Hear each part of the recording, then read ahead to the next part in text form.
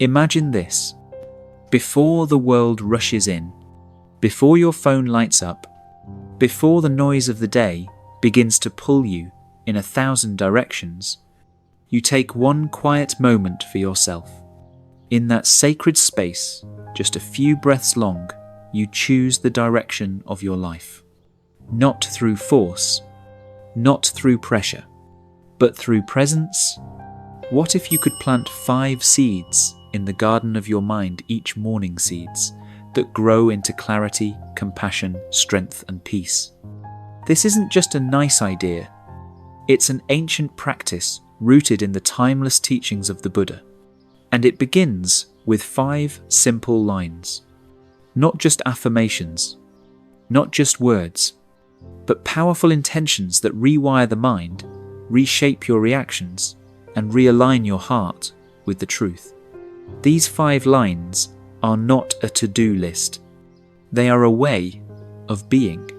Say them each morning, not out of habit, but with awareness, and you'll begin to walk through your day differently, with more calm, more courage, more connection. Let's begin the journey one breath, one line, one awakening at a time. Line 1. I am grateful for this new day. Gratitude is the doorway to presence. Before you reach for your to-do list, before you replay yesterday's worries, begin here. I am grateful for this new day, not because everything is perfect, but because this day right now is a gift. It could have been otherwise. You could have not woken up. Your lungs could have forgotten how to breathe. The world could have spun on without you. But you are here, awake, alive, capable of change, capable of love, capable of starting again. Buddhist wisdom reminds us that even one conscious breath is precious. In the Anguttara Nikaya, the Buddha said, "Every morning we are born again. What we do today is what matters most." Gratitude is not about pretending everything is good. It's about seeing clearly that something already is. A moment of silence, a ray of sunlight, a warm drink, a body that still moves, even if imperfectly, a mind that still seeks peace. If you can find even one small thing to be grateful for, you create an opening. Gratitude is the spark that lights the lamp of mindfulness. A story from the path. There was a man who visited a Zen monastery, hoping to learn the secret to happiness. The teacher handed him a bowl of rice. "Eat this," the monk said, "but while you eat, repeat this silently. I am grateful for this bowl of rice." The visitor was confused. "That's it?" he asked. The monk smiled. "Try it, every day, for 1 week." The man returned a month later. His face was softer, his eyes brighter. "I don't know what happened," he said, "but I stopped resenting my job. I started smiling at my wife again. I even forgave my brother." What changed? Not the rice, not the circumstances, but the state of heart that met them. How to practice this line? Each morning, when you say, "I am grateful for this new day," let it land in your body. Breathe with it. Feel where it touches you, your chest, your belly, your eyes. Let that feeling expand for just a moment. Visualize the day unfolding with calm awareness, not rushing to fix everything, but welcoming it. Gratitude doesn't erase your pain, but it gives you the strength to face it from a place of wholeness, not lack. The lesson: start your day with thankfulness, and the world becomes less about what you lack and more about what you can offer. Gratitude isn't a reaction, it's a choice. And that choice, made first thing each morning, shapes the kind of human you become. So say it like you mean it. I am grateful for this new day. And mean it, like your peace depends on it. Because it does. Line 2. I embrace impermanence. Everything you love will change. Everything you fear will change. Everything you are will change. This is not a threat. It's the most liberating truth there is. When you say, I embrace impermanence, you are not giving up. You are letting go. Letting go of the illusion that things should last forever. Letting go of the suffering that comes from clinging. Letting go of the resistance that keeps you stuck. Impermanence is not the enemy of peace, it's the condition for it. Why impermanence frees you. Buddhism teaches Anicath law of change. It is one of the 3 marks of existence, alongside dukkha, suffering, and anatta, non-self. Everything in this world arises, lingers, and fades. The pain isn't in the change. The pain is in our fight against it. Like trying to hold onto water, like trying to preserve the sunset in a jar. When we say, I embrace impermanence, we are choosing to flow rather than freeze. We stop gripping so tightly. We stop demanding that life be something it's not. We begin to move with reality, not against it. A simple story. A woman once came to the Buddha grieving the loss of her child. She begged him to bring the child back to life. The Buddha told her, "Bring me a mustard seed from a home untouched by death, and I will do as you ask." She searched every home in the village, but each had known loss of a father, a mother, a friend, a child. She returned empty-handed, but transformed. The lesson wasn't cruel. It was compassionate. Impermanence is the thread that connects us all. How to practice this line. When you say, I embrace impermanence, speak it gently, not with despair, but with dignity. Let it wash over you like a warm wave knot, something to fear, but something to breathe into. If you're holding on to a relationship that's changing, or a dream that's dissolving, or a self-image that no longer fits, let this line be your compass, not to detach in coldness, but to love more fully while it lasts. Because when you embrace impermanence, you don't love less, you love more honestly. You don't fear endings, you bow to them. The lesson.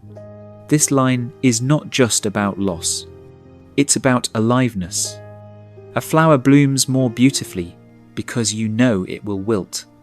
A child's laughter is more precious because it fades. Your morning coffee tastes better when you remember this moment won't return. Impermanence turns ordinary life into a miracle. So say it now, not with sorrow, but with reverence. I embrace impermanence, because the moment you stop fighting change, you finally start living. Line 3. I cultivate compassion for myself and others. If pain is universal, then compassion must be too. When you say, I cultivate compassion for myself and others, you're not reciting a slogan, you're opening a door that leads away from judgment and into understanding. What is compassion really? In Buddhism, Karu, compassionis, the heart's response to suffering. It's not pity, it's not indulgence, it's the quiet courage to see pain and stay present, to look at your own scars without shame, to witness someone else's struggle without trying to fix or flee. It is the bravery of the open heart, and it begins not with others, but with yourself. Why self-compassion comes first. Many people are kind to others, but ruthless to themselves. They speak with tenderness to strangers and cruelty to the face in the mirror. But here's the truth. You cannot pour from an empty cup. Self-compassion isn't selfish. It's spiritual oxygen. When you say, I cultivate compassion for myself, you are unlearning the belief that you must earn your worth. You are forgiving yourself for being human, for not being perfect, for falling, for feeling too much. And only from this place can true compassion for others arise. The mirror of others. Imagine a man shouting at you in traffic. You could react with anger, or you could recognize this man might be carrying invisible wounds. Maybe he's in pain. Maybe he lost someone. Maybe he's drowning inside. Compassion doesn't excuse bad behavior, but it does explain it. When you say, "I cultivate compassion for others," you are reminding yourself, people act out when they're hurting, just like you have, just like we all do. This doesn't mean becoming a doormat. It means seeing through the mask to the wounded being beneath, and meeting that pain with wisdom, not hatred. How to practice this line. Let this line be your daily vow. Speak to yourself the way you would to a dear friend. When you make a mistake, put a hand over your heart instead of pointing fingers. When someone else lashes out, ask not, "What's wrong with them?"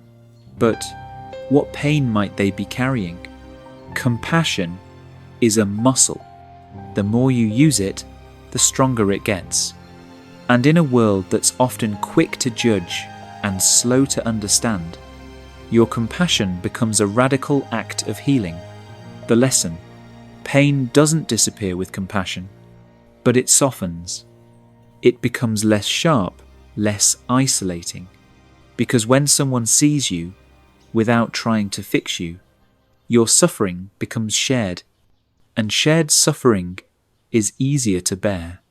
So when you say, "I cultivate compassion for myself and others," you are choosing to be a healer in a hurting world. You are no longer adding to the noise. You are becoming the quiet presence that says, "I see you, I'm staying." And sometimes that's enough to change everything. Line 4. I walk the path of wisdom. Say it slowly. I walk the path of wisdom. This is not a declaration of arrival. It's a humble vow to keep walking. You're not claiming to know everything. You're choosing to see more clearly. What is wisdom in Buddhism? In Buddhism, wisdom, panya, is not just intelligence. It's not data, not memory, not IQ. It's insight into the nature of reality. It's the kind of knowing that sees through things, past illusion, beneath ego, into the truth of suffering, impermanence, and non-self. Wisdom is like a torch in the dark cave of confusion. It doesn't remove the cave. It just helps you see your way through it. And wisdom isn't something you get all at once. It's not a certificate you earn. It's a path you walk every day with every choice. Wisdom begins with self-reflection. You walk the path of wisdom every time you pause before reacting. Every time you ask yourself, is this thought real or just my fear talking? Is this anger serving me or just consuming me? Am I seeing the situation or my story about it? The Buddha said, just as a solid rock is not shaken by the storm, the wise are not moved by praise or blame. Walking the path of wisdom means becoming that solid rock, not because you're unfeeling, but because you're awake. A story of the mirror. A Zen master once told a student, when the mind is clear, the path is easy. When the mind is cluttered, even a small step feels heavy. Wisdom isn't about accumulating knowledge. It's about clearing away delusion. Think of your mind like a mirror. When it's dusty, everything looks distorted. But wipe away the dust and the reflection is true. Walking the path of wisdom is like polishing that mirror again and again until you can finally see clearly yourself, others, and reality. What it looks like in real life. Choosing silence over reaction during an argument. Saying no not to be rude, but to protect your peace. Asking, why am I triggered, instead of, who made me mad? Sitting with discomfort instead of fleeing it with distraction. Every time you choose consciousness over habit, you are walking the path of wisdom. Every time you step back and witness, instead of reacting blindly, you sharpen your vision. Wisdom grows like a tree. It starts as a seed, curiosity. It sprouts through questioning. It grows through practice, failure, honesty, and letting go. And eventually, it bears fruit. The kind of peace that doesn't depend on outside circumstances. That's the fruit of wisdom. Clarity, calm, compassion. The lesson. When you say, I walk the path of wisdom, you are promising to keep learning. You're giving yourself permission to evolve. You're committing to seek not just answers but understanding. And in that understanding, you'll find something greater than knowledge. You'll find freedom, because wisdom doesn't change the world around you. It changes how you meet it. Line 5. I am at peace with myself. Say it softly. I am at peace with myself. Let those words sink into your bones. This is not a performance. This is your return. What it really means. Peace isn't just the absence of noise. It's the presence of wholeness. In Buddhist thought, true peace arises when you stop fighting reality. When you stop resisting who you are, where you are, and what this moment holds. To say, I am at peace with myself, doesn't mean you're perfect. It means you're no longer at war with your imperfections. A deeper kind of stillness. There's a kind of stillness that happens when you stop striving. You stop needing to prove your worth. You stop rehearsing your regrets. You stop gripping the future. And for the first time, you rest. The Buddha described this as nib, na, a state beyond craving, beyond becoming. It doesn't mean you stop growing. It means you grow from love, not from lack. You begin to bloom because you finally stop believing that something is wrong with you. A story, the broken bowl. A monk once dropped his alms bowl. It cracked. He cried not because it was broken, but because he realized he had loved it more when it was flawless. His teacher simply said, now that it's broken, can you love it even more?